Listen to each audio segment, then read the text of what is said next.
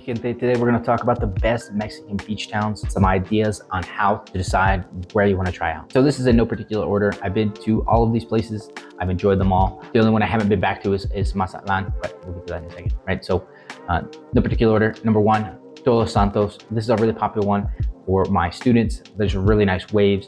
You have access to Cabo San Lucas. You have access to La Paz, where you can get some world-class diving in the Cape. You can also go to the East Cape, which has tons of waves, tons of surfing. And this is the best if you like that combination of desert, just dry, sandy area, bush with ocean, right? It's an absolutely stunning contrast, absolutely beautiful. Like you'll be walking off of like dry shrub into desert sand into water. Absolutely gorgeous. And you have a couple of towns to check out. You have Todos Santos itself, and then you also have Pescadero, which is where Cerritos Beach is, really popular beginner break, right? Number two, Puerto Escondido. This is where I live. I really like this place. It's known for high-level surf, way beyond my level. But it is, this Oaxacan town right on the Pacific coast is definitely on the rise. It's near the Pueblo Mágico of Mazunte, near the natural reserve in Huatulco, has tons of surf all up and down the coast. And you also get to experience like Oaxaca, which is like a completely awesome and very different culture. Highly recommend you check it out. Number three, Sayulita. And when I say Sayulita, I'm kind of including the whole area, all those little towns on the coast, right? Specifically Sayulita and San Pancho. These two little bohemian towns in the jungle of Bahía de las Banderas are a ton of fun. I've lived in both of them for long periods of time at various times over the past 4 years, and I've always enjoyed it. I think my personal favorite is probably San Pancho.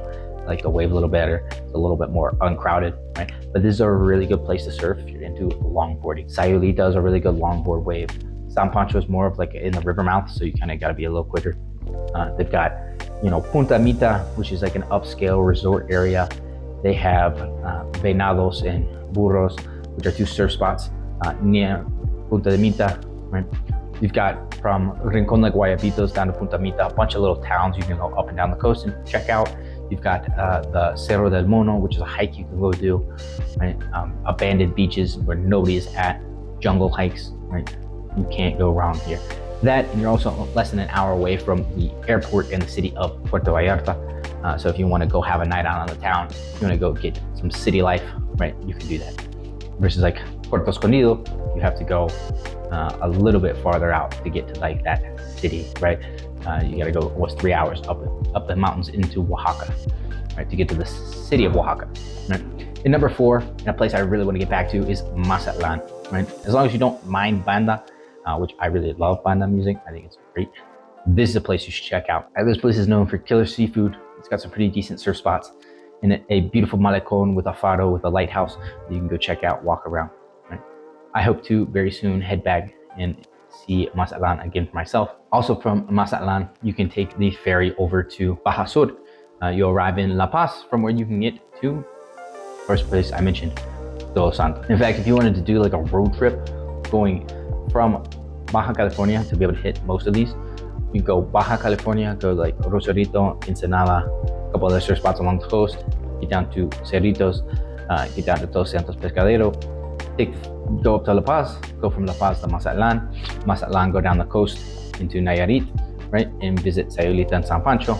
Then from there, I would say you probably should fly, because getting to Oaxaca is going to be a huge pain in the butt trying to drive down the coast. Kind of could be dangerous as well. Wouldn't suggest it. If you're an expat, if you're moving abroad from the US and Canada and you want to check out the beach towns, these are my four that I would recommend. Todos Santos, Puerto Escondido, Sayulita, and Mazatlan. If you're coming down, be sure you learn Spanish beforehand. If you want help with lessons and studying, you want some free tips, follow me, like, subscribe, send me a message to get some information about private lessons, and I will see you guys on the next video.